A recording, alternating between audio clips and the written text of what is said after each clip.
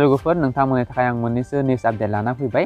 भिडिअखौ स्किप खालामालाबा जोबजासिम नायलांबाय थादो आरो जायफोर आंनि चेनेलाव गोदान फैदों अन्नानै आंनि चेनेलखौ लाइक खालाम, साबस्क्राइब खालाम जाहाथे आंनि गोदान भिडिअ नोंसोर थाबैनो मोनो।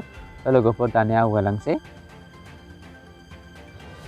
आसाम सरकारा 2020-21 मायथाइयाव गासै 20 फोरोंगिरिफोरनो पेन्सन होगोन। आजिरा मोननायफोरनोल' होनाय जागोन। दानसेयाव 8,000 राङै मोनबाय थागोन। बोसोरफ्रोमबो सा 20नो होबाय थागोन बे रांखौ सरकारा। सुशांत सिंह राजपुतनि केसनि फाइलखौ मैयाहाय CBIआ सुप्रिम कर्टआव साबमिट खालामबाय एबा जमा खालामबाय होननानै फोसावनाय जादों। गाबोन उदांस्रि सान। सनिबार रबिबार बन्द जायोमोन, नाथाय आसाम सरकारा खुलिना होदों 5 बाजिसिम उदांस्रि साननि थाखाय। नाथाय कर'ना भाइरासनि थाखाय ससियेल डिस्टेन्सखौ मानिनानै सोलिनो नांगोन।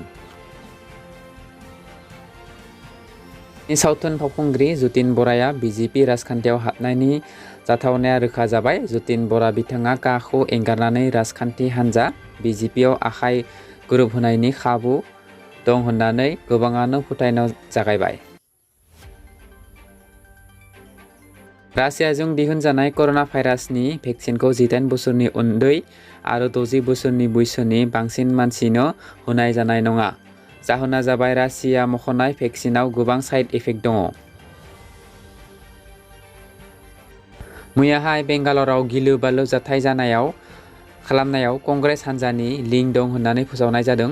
कंग्रेसनि कालिम पाशाखौ एफआइआर होनाय जाबाय। दाहाय कंग्रेसनि लिडार कालिम पाशाखौ बेंगालर पुलिसफोरा एरेस्ट खालामबाय। लोगोफोर भिडिअखौ नायनानै मोजां मोनदोंबा लाइक, साबस्क्राइब खालामब्लानो जाबाय जाहाथे आंनि गोदान भिडिअ नोंसोर थाबैनो मोनो। लोगोफोर गोजोन्थों।